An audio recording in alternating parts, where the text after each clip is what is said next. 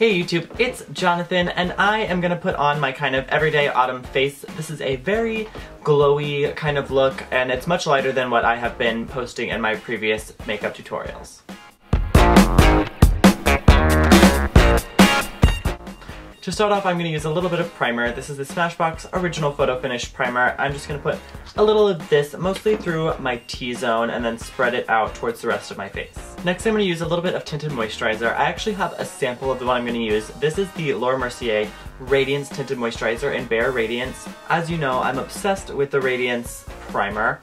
I did not know this existed, and if I had known it existed, I probably would have had it much earlier in life. I got this sample and I've worn it every day for about 3 days, and it's still, mind you, full, but I'm obsessed with it. It's very light and definitely dewy. It is the Radiance primer kind of on crack. You'll see in a second. After I have it kind of worked in, I'm going to take my beauty blender and just finish it off, get it done the rest of the way. As you can tell, the glow on this tinted moisturizer is very, very not for the faint of heart. I love a good glow, so this is kind of perfect for me. I am actually going to use a tiny bit of powder to set that, but first I'm going to use my concealer. Because I'm absolutely obsessed with it, I've applied a little bit of the Nars Radiant Creamy Concealer in Vanilla, just on places I want to highlight and conceal.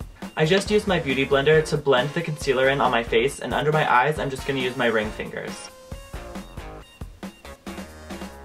To take down some of the shine but not really get rid of the true glow of the foundation, I'm going to be using this. It's the Hourglass Ambient Lighting Powder, this time in Diffused Light. I picked this up the other day because dim was getting a little bit dark for me, so I'm just going to apply this kind of everywhere but mainly through the T-zone. And as I just said, dim light was getting a little bit dark for me. I'm actually going to use it to warm my complexion up around the perimeters. Here you can just see on one side of my face compared to the other. This just adds a soft warmth to the skin without going for a full-on bronzer. I'm also applying a small amount of this over top of my eyelids just to stop any creasing from the tinted moisturizer or concealer that got on there. To add a little bit more color to my cheeks, I'm going to take the cream blush from Bourjois in shade 1. I think this is called Nude Velvet, and I'm going to use that with the same little stippling brush from e.l.f. and apply that to the apples of the cheeks and blend up and out.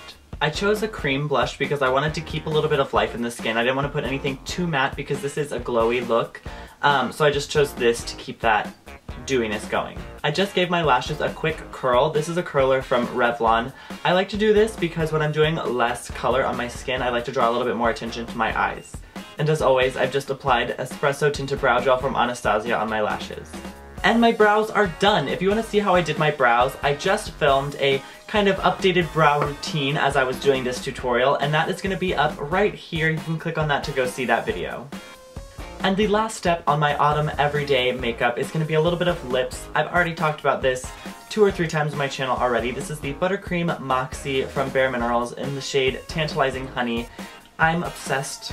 I just applied this lip gloss and then pat it out with my finger, and it gives me that perfect your lips but better kind of nothingy look. I'm just obsessed with the color of this because it's a little bit more neutral than the colors that I've been going for, and it kind of suits the autumn weather a little bit better. Alright, well I hope you enjoyed my autumn everyday face tutorial. I know it's probably not everybody's taste. It's kind of glowy, definitely shiny, but that's what I like, and that's what I did. If you did enjoy this video, don't forget to give me a thumbs up and leave a comment below giving me any suggestions that you have for future videos. Subscribe to my channel if you're not already. Follow me on Instagram and Twitter, both are at JonJonTalks, and I'll see you all next time. Bye!